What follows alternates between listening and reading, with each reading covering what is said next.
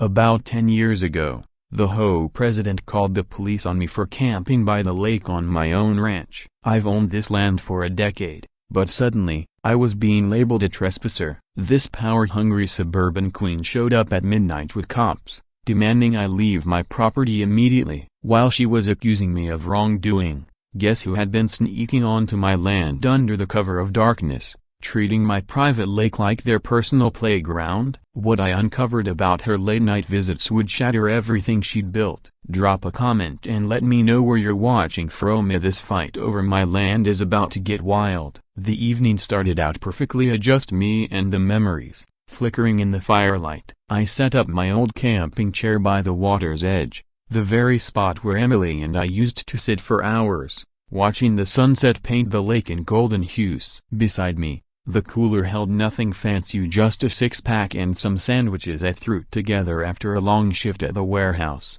This was my Friday night ritual, my way of feeling close to her, even after 5 years without her warm hand in mine. The fire crackled and popped, sending sparks soaring toward the stars, which seemed unusually bright tonight, as if they were putting on a show just for me. I could almost catch Emily's laugh riding on the breeze through the cottonwoods, nearly feel her head resting on my shoulder as we planned all the things we'd do here. Maybe build a dock, stock the lake with bass, host barbecues with the guys from work. Then the sirens tore through the night. Red and blue lights danced across the water like a twisted disco ball as 2 patrol cars rolled up to my campsite, their headlights slicing through the swirling dust. I recognized Deputy Brian Walsh stepping out of the lead car. We'd been taught back in high school, skipping class together to go fishing. But that felt like another lifetime. Behind him came the real trouble, Patricia Ellison, president of the Crestview Heights HOA. She marched toward me in designer heels, completely out of place on ranch land,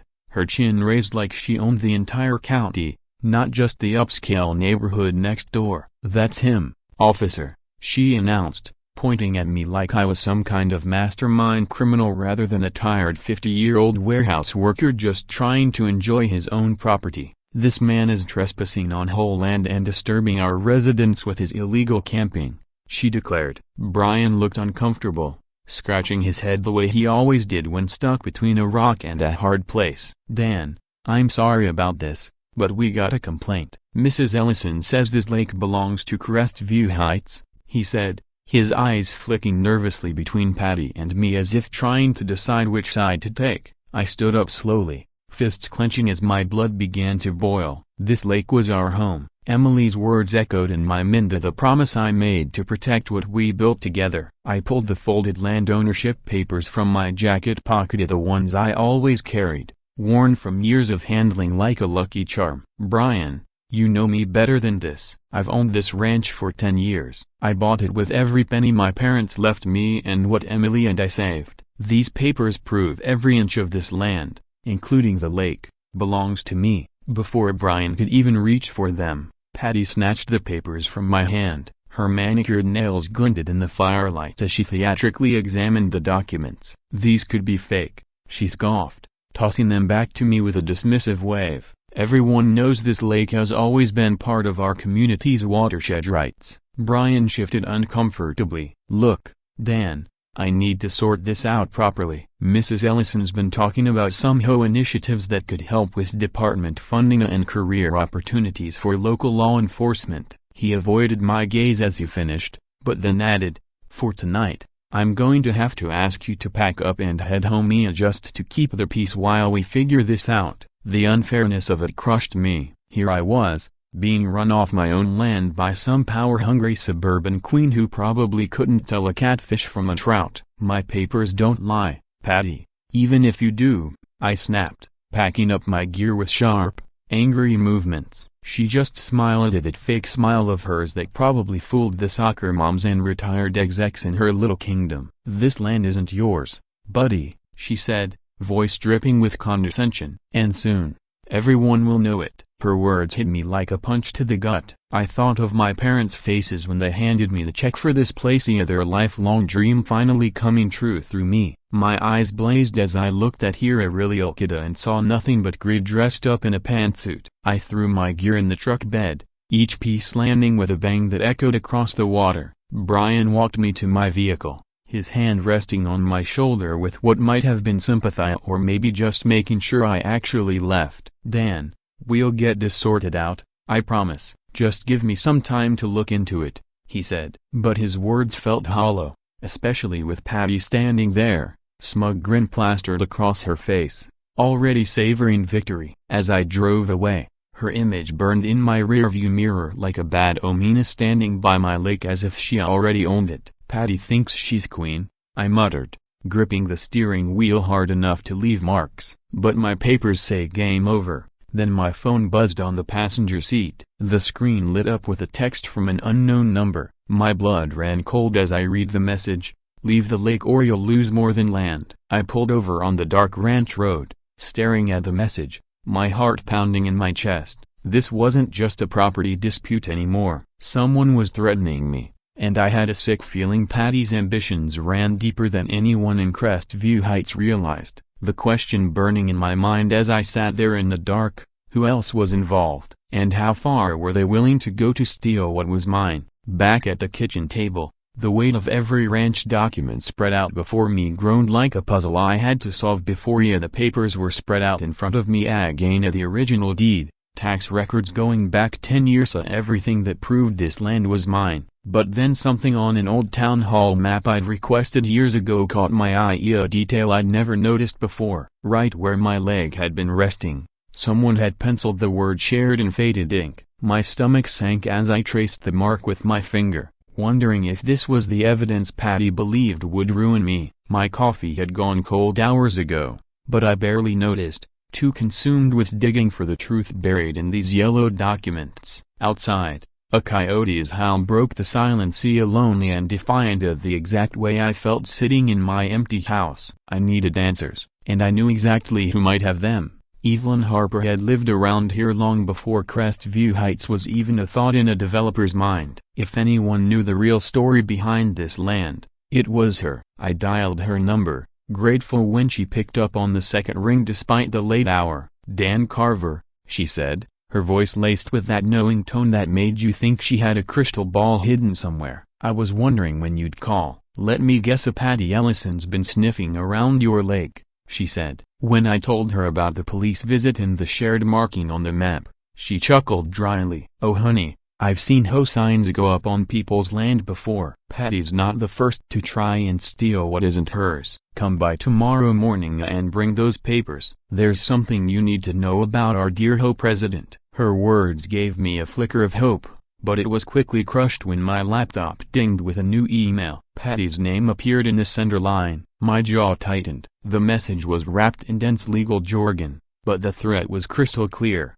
cease and desist from accessing HOA property or face immediate legal action. According to her creative interpretation of the property lines, the lake had always belonged to Crestview Heights, and my illegal occupation was damaging their community resources. The audacity made me laugh out loud, harsh and bitter in the quiet kitchen. But the laughter died when I opened the attachments. Photos of me at the lake from multiple angles, dated over several months. Someone had been watching me, documenting every visit like I was a criminal. The next morning, a sharp knock came too early, aggressive and demanding. Through the peephole, I saw Todd Brennan, one of Patty's HOA board members. He wore a cheap suit and a nervous grin of the kind of guy who'd sell his own grandmother for a quick commission. No surprise, since he worked at the local used car lot. "Mr. Carver, I'm here with a generous offer from the HOA," he started before I even opened the door. "Sign over the lake rights, and we'll make all this go away. No lawsuits, no public embarrassment. Mrs. Ellison is even willing to offer a small compensation for your cooperation." The papers in his sweaty hands trembled slightly. He kept glancing back at his car, ready to flee. "And if I don't sign?" I asked, already knowing the answer. His grin twisted mean, the mask slipping to reveal the rat beneath. "Then you lose everything at the lake, the ranch, maybe even that job of yours. Mrs. Ellison's got connections you wouldn't believe." But I'd faced bullies before. Todd Brennan was amateur hour compared to some of the tough guys at the warehouse. "Go ahead, Todd," I said, voice steady though my mind raced. "My papers don't just talk, they win." I stepped forward, and his grin faltered as he realized I wasn't some pushover. He backed up quickly, muttering, "You're making a big mistake, Carver. This is your last chance." He was already retreating to his car, and I followed his every move until he peeled out of my driveway in a cloud of dust. I waited until he was gone, then took a deep breath and headed straight to Evelyn's house, determined to find out what she knew about Patty's past. Evelyn's living room was like a local history museum, photos and documents covering every surface. She handed me tea in a delicate china cup, then pulled out a folder that looked like it had been waiting for this moment. "Remember the Garrison family? They used to own that nice spread near the creek," she said. I nodded, vaguely recalling they'd moved away about 5 years ago. "Well, they didn't exactly choose to leave. The Ho started claiming water rights, then mineral rights, and somehow their entire property line got adjusted in county records. By the time they realized what was happening, they were drowning in legal fees." She showed me a faded court filing, a case the Ho had lost years ago, before Patty's time. But here's the kicker: Evelyn had done some digging on Patricia Ellison. The name might ring a bell, as she'd come from Nevada. The document she showed me clicked everything into place. The nervous energy Todd showed, Brian's sudden interest in career advancement, the methodical way they were targeting my land. It all made sense now. That afternoon, I confronted Todd outside the grocery store. He practically shook, eyes darting like a trapped animal. "You don't know what she's capable of," he whispered, careful not to be overheard. "Just sign the papers, man. It's not worth what she'll do to you." But his fear only strengthened my resolve. I drove home clutching a photo I'd grabbed from Evelyn's collection of Patty standing by a lake eerily similar to mine, holding a canister marked with hazard symbols. Emily's words echoed again. "This lake's our home, Dan." I set the photo on my kitchen table next to our wedding picture and made a silent vow to protect what we'd built. Then a loud thud shook the whole house, rattling the windows and sending my coffee mug sliding across the table. I rushed outside, heart pounding, to find the fence gate hanging off its hinges and fresh tire tracks leading toward the lake. In the fading light, I spotted something new floating on the water, an oily sheen spreading across the surface like a toxic rainbow. The battle for my land had just escalated. In the moonlight, the glint of an Ho badge caught my eye on the figure's jacket. I zoomed in, heart pounding as I watched them unscrew the cap of what looked like an industrial container. Slowly, they began pouring a dark liquid into my lake. The substance spread like oil, blacker than the night water, and I could almost smell the chemicals through the screen. Hands trembling with rage and anticipation, I saved the footage onto multiple drives. Was this proof the Ho wasn't just trying to steal my land? They were willing to poison it to get their way. The figure slipped back into the woods, probably thinking they'd gotten away with it. Little did they know, they'd just handed me the ammunition to bring Patty's whole operation crashing down. I backed up the footage once more, then closed my laptop and stared out at my lake, now contaminated. Emily's favorite spot, tarnished by greed and corruption. "This lake's our home," I whispered into the darkness, feeling her presence more strongly than I had in years. Tomorrow, I'd take this evidence to Brian and force him to choose between his old friend and his new career ambitions. But tonight, I let my anger burn, fueling my resolve. Patty Ellison had just made the biggest mistake of her life. The question wasn't whether I'd win, it was how much I'd make her pay. The footage on my laptop boiled my blood each time I watched it, but I forced myself to go over it again, cataloging every detail that would bury Patty Ellison. My hidden cameras caught everything: Todd Brennan and 3 other Ho goons trudging through my property at 2 a.m., hammering no trespassing signs around the lake like they owned it. The best part was Todd slipping in the mud, cursing loud enough to wake the dead, while his buddies laughed. But the laughter died when Patty herself appeared, dressed all in black like some suburban ninja, directing them to pour barrel after barrel of thick, toxic sludge into my water. The lake turned a sickly green in the moonlight, the kind of color that meant death for every fish,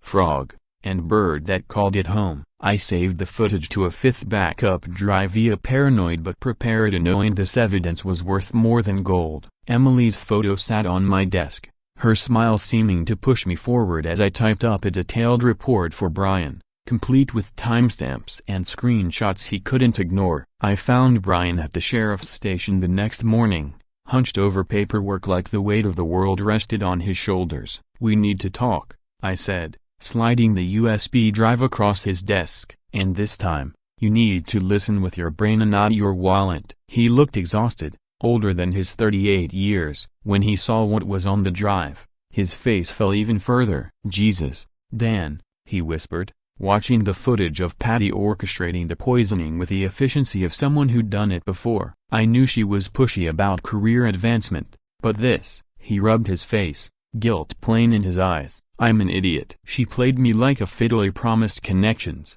told me I'd be sheriff within 2 years if I helped with community relations." The confession hung heavy between USA years of friendship sacrificed for ambition. Brian was still a good cop deep down, and seeing actual crimes on camera flipped a switch in him. "I'll open an investigation immediately," he said. "This is destruction of property, illegal dumping, environmental crimes." Patty just bought herself a world of hurt. Playing the long game required patience I didn't know I had, but Emily's memory kept me focused. I wrote what looked like a surrender letter, each word carefully crafted to stroke Patty's ego while setting my trap. "Mrs. Ellison," I wrote, "you know the legal fees, the threats, the damage to my property. I can't fight anymore. I'll sign whatever papers you want to just please stop destroying the only thing I have left of my wife." I even added a shaky signature, as if my hands trembled with defeat. Evelyn delivered it for me, playing the role of concerned neighbor flawlessly. Within hours,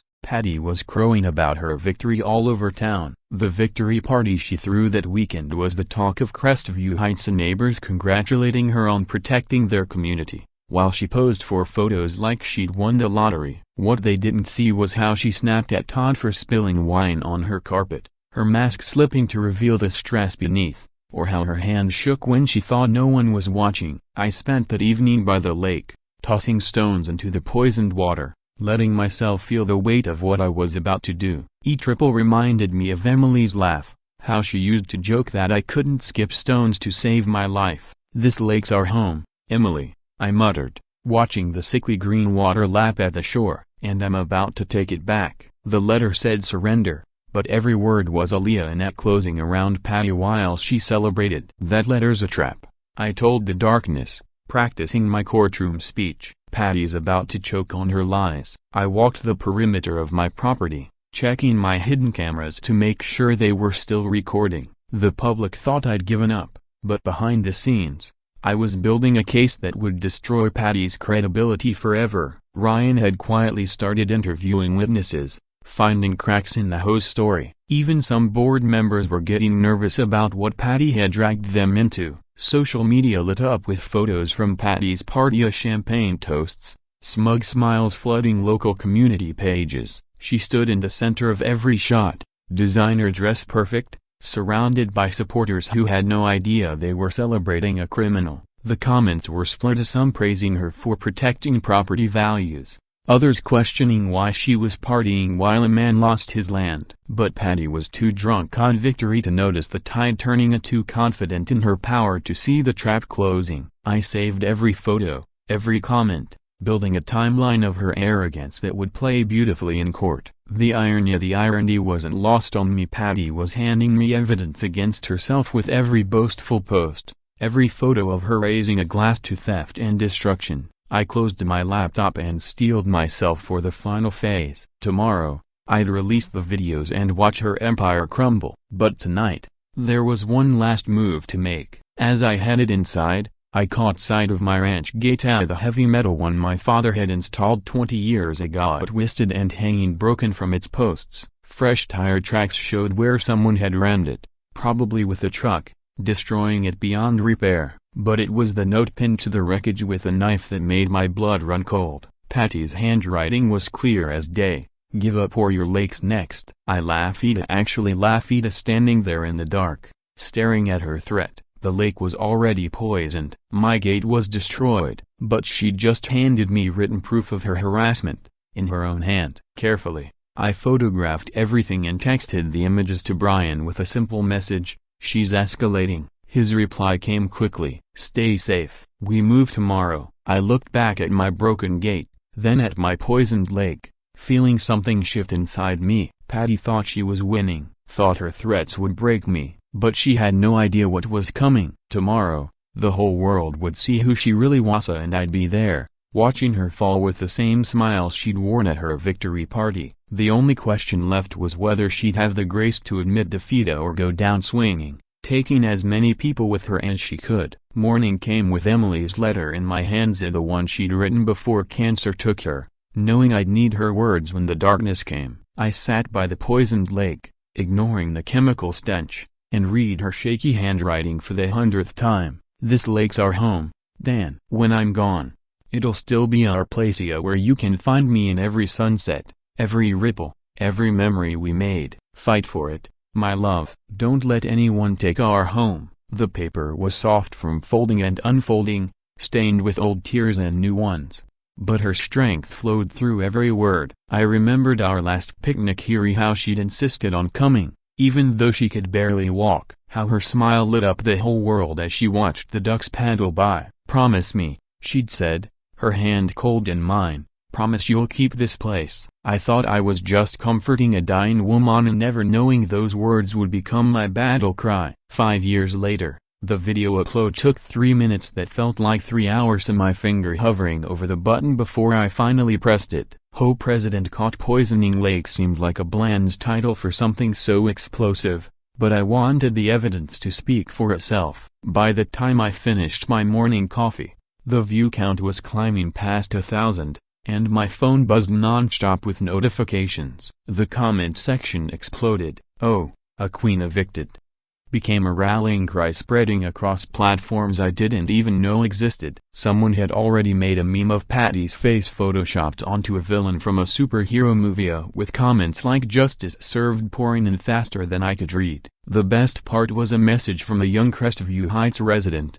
"We're with you, Dan. She's bullied us for years." More messages followed, stories of HOA harassment, illegal fees, and property theft attempts, painting a picture of systematic corruption. By noon, local news had picked it up. By evening, Patty's desperate plea for sympathy was drowning in a sea of laughing emojis and court date predictions. Evelyn outdid herself, arriving at my door with Maria Gonzalez, a former neighbor who'd lost her garden to a suspicious HOA easement 3 years ago. "I've been waiting for someone to stand up to that witch," Maria said, fire in her eyes as she signed her witness statement. She had her goons tear up my grandmother's rose bushes, said they violated community standards. Those roses came from Mexico, carried by my Abula Isidza, irreplaceable. Her testimony added serious weight to our case, showing Patty's pattern of destroying what people loved most to force them into submission. We spent hours documenting every detail,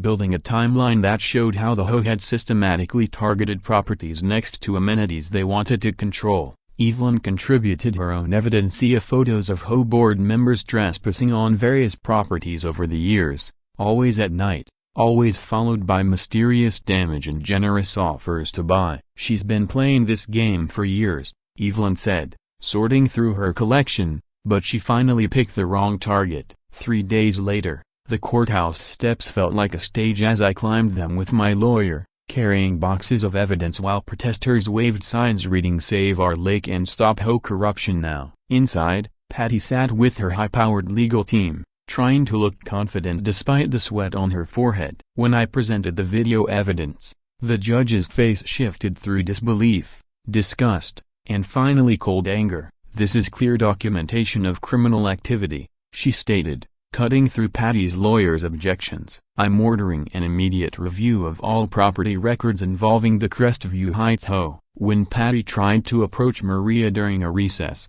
whispering about reconsidering her testimony, the bailiff stepped in. The attempted witness tampering was so blatant, so desperate, even Patty's own lawyer looked embarrassed. The judge's final ruling was everything I'd hoped for. The lake was confirmed as my property, with additional protections as a nature preserve to prevent future harassment. Patty's shriek of protest echoed through the courtroom, but the gavel had fallen. As I walked out, Brian handed me an envelope with a knowing look. "Thought you might want this." Interesting find. Brian had done some digging on our friend Patty. Inside the envelope was a newspaper clipping from Nevada, 7 years old but still damning. The headline read, "Real estate manager loses massive lawsuit in land fraud scheme." There she was, Patty's photo, younger but with the same predatory smiley, standing beside her lawyer husband as they left a Nevada courthouse in defeat. The article detailed how she tried to steal waterfront property from elderly residents using forged documents and intimidation. One victim was quoted,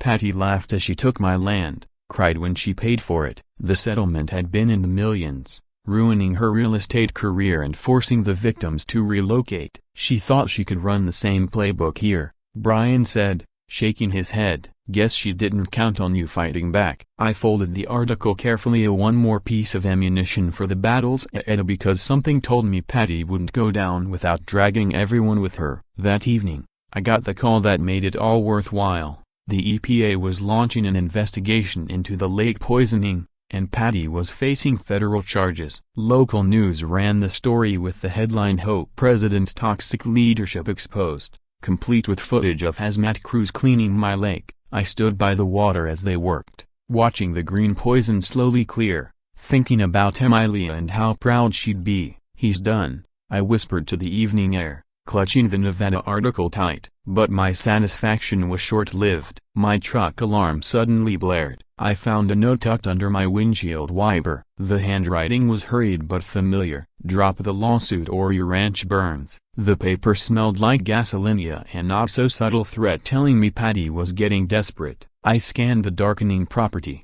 suddenly aware of every shadow, every rustle in the trees. She'd poisoned my lake, destroyed my gate, and now she was threatening arson. The question burned in my mind as I called Brian. Who else was helping her, and how far would they go to protect their queen? The Nevada victim's words echoed in my mind as I kept digging into Patricia Ellison's past. "Patty laughed as she took my land, cried when she paid for it." The deeper I went, the uglier the picture became. Court documents showed she hadn't just lost that lawsuit, she'd been annihilated, her real estate license revoked, her reputation shredded, and her lawyer husband Richard nearly disbarred for his role in the scheme. They'd fled Nevada in disgrace, reinventing themselves in Texas where no one knew their history. But Patricia couldn't change her natria, only her address. The HOA presidency had given her a new kingdom to rule, new victims to exploit, and she'd learned from her mistakes, this time using proxies like Todd to do her dirty work,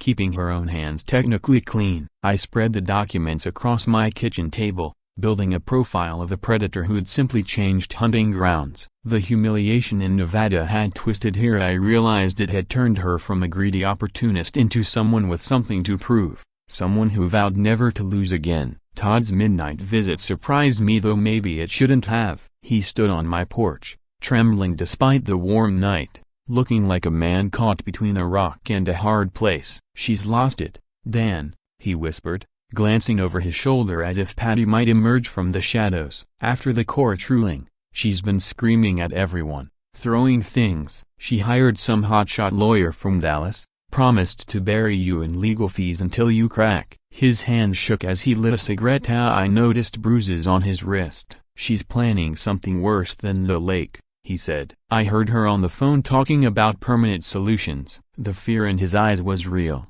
I realized Todd wasn't just worried about losing his position, he was terrified of becoming Patty's scapegoat. "If this goes south, she'll pin everything on me, say I acted without authorization, that I'm the one who poisoned the lake." He looked at me with desperate eyes. "I'll testify. Tell them everything, but you've got to protect me from her." I agreed, seeing an opportunity to flip Patty's own soldier against her, though I didn't trust Todd any further than I could throw him. My visit to the land office had a purpose beyond checking records, I told Brian later. I wanted word to get back to Patty that I was planning something big. "Looking to expand your ranch?" the clerk asked, noticing the parcels I was researching. "Something like that," I said, loud enough for the home member standing behind me to hear. "Amazing what's for sale these days if you know where to look." The seed was planted. By afternoon, Patty was in full damage control mode. She called an emergency community meeting, tears streaming down her face as she played the victim. "Dan Carver is trying to destroy our community," she sobbed. Her performance was Oscar-worthy. "He's fabricated evidence, bribed witnesses, turned you all against me, when all I've ever done is protect our neighborhood. Some residents bought it, gathering around her with tissues and sympathy. Others exchanged skeptical glances. When someone asked about the lake poisoning video, she claimed it was doctored, that I was a tech wizard who'd created deepfakes to frame her. The desperation was showing cracks in her perfect facade, cracks that grew wider with every lie. Brian's confrontation with Patty happened in the sheriff's station parking lot,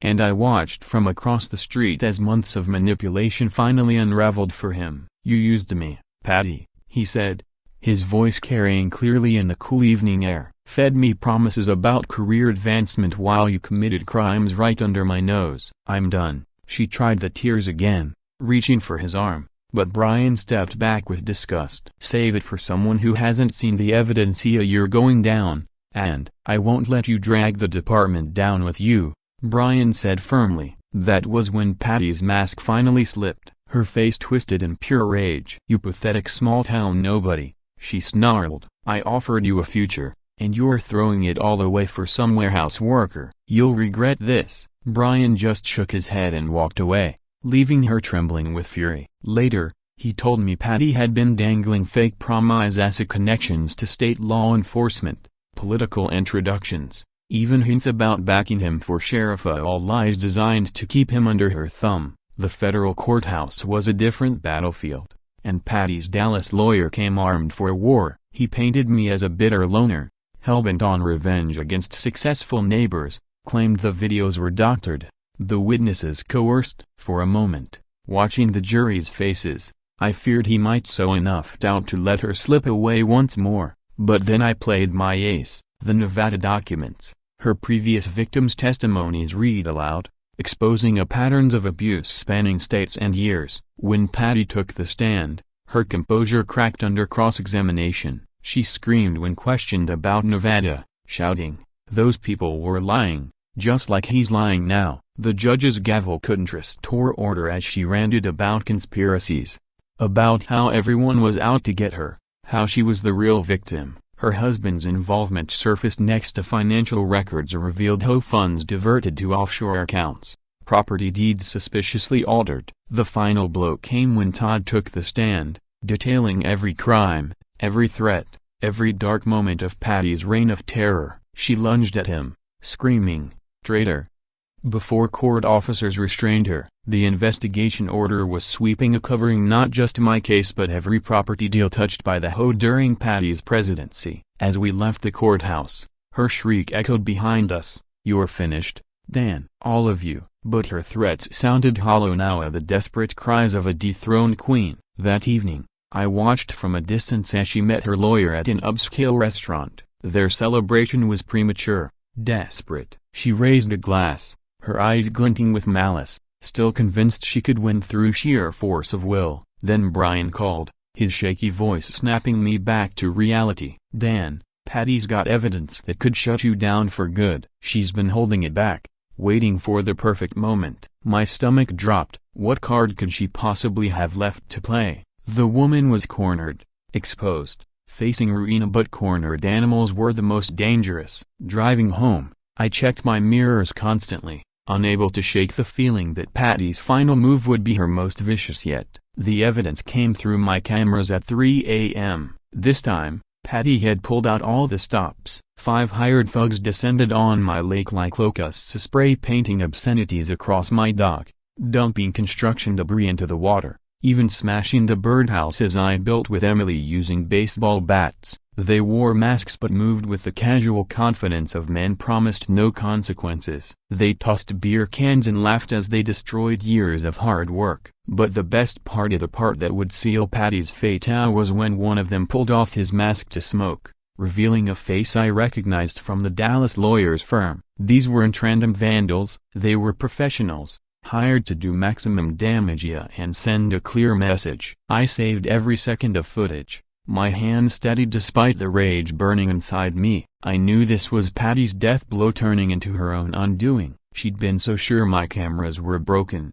so confident she could intimidate me into submission that she ordered this destruction without even trying to hide the HOA's involvement. One of the thugs actually wore an HOA security jacket, the logo visible even in the infrared footage. The courtroom was packed for the final hearing. Reporters filled every seat, cameras waited outside for the verdict that would make national news. I played the new footage on the big screen, watching the judge's face darken with each frame of destruction. The prosecuting attorney had done her homework. She presented financial records showing payments from HOA accounts to the vandals, text messages between Patty and her lawyer planning the attack, even voice recordings Todd had secretly made of Patty raging about her plans. "I want that lake so destroyed he'll beg to sell," her voice screeched from the speakers. "I don't care what it takes or what it costs." "Nobody humiliates me and walks away," the Dallas lawyer tried to object, claiming the recordings were inadmissible, but his heart wasn't in it anymore. Even he could see the ship was sinking and he was already calculating how to distance himself from his toxic client. When the judge finally spoke,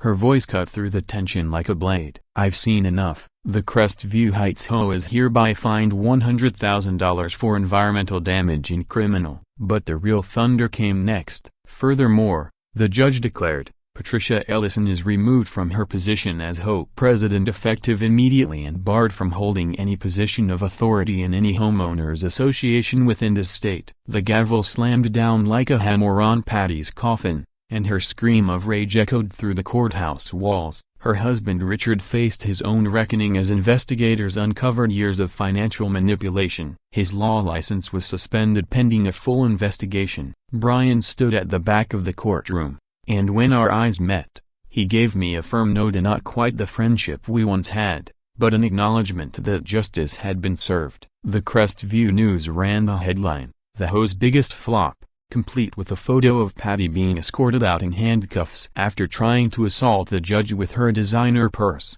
The story went viral within hours, becoming a cautionary tale about power, corruption, and the dangers of underestimating the little guy. Local residents who had suffered under her rule came forward with their own stories, painting a picture of a reign of terror that had lasted far too long. Then came my moment of triumph at the twist I'd been planning since the night at the land office. I stood before the assembled Crestview Heights residents, many of whom had supported Patty until the evidence became undeniable. "I have an announcement," I said, pulling out a deed that made several board members gasp. "Last month, I purchased 40 acres of Crestview Heights from the Morrison State Land, including your community center, your pool, and yes, your precious golf course." The silence was deafening as the implications sank in. According to HOA bylaws, the largest landowner held certain voting rights and controls of the very power Patty had exploited for years. "As of today,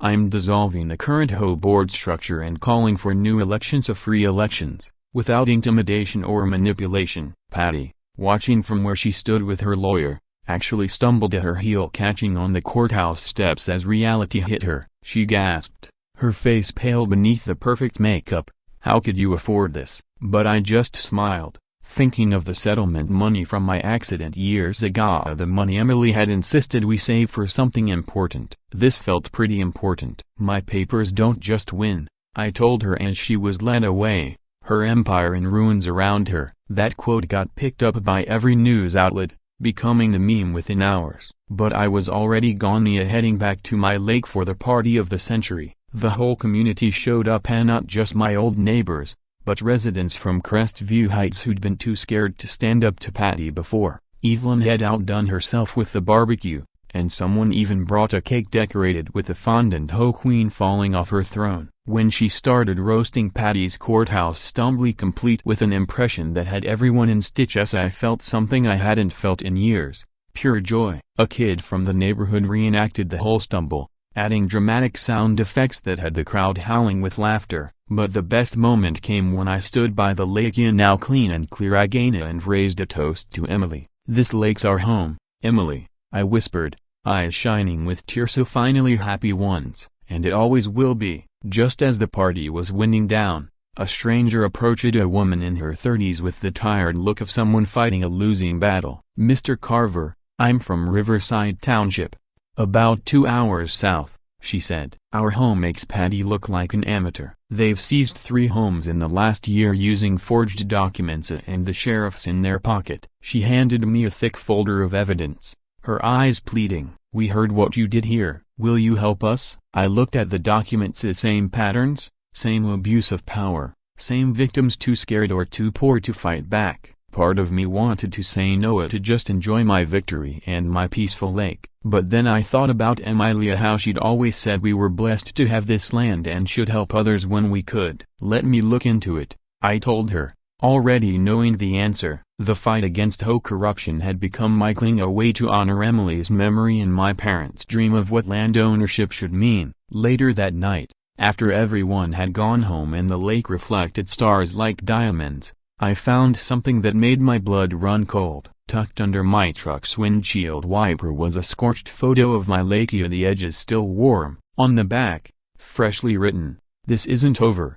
P." I stared at the threat, feeling a mix of anger and anticipation. Patty might be down, but she wasn't out, and whoever was helping her still had access to my property. The smart move would be to turn this over to Brian and let the law handle it, but something told me Patty's final play would be more personal than legal. I tucked the photo into my pocket and looked out at my lake one more time before heading inside. The war might be won, but the battle wasn't over yet. As I locked my door and checked my cameras, I couldn't help but smile. Let her come. I'd beaten her at her own game on Sia, and I'd do it again. After all, this lake was our home, and nobody, not Patty, not her ghost from Nevada, not her hired thugsa, was going to take that away.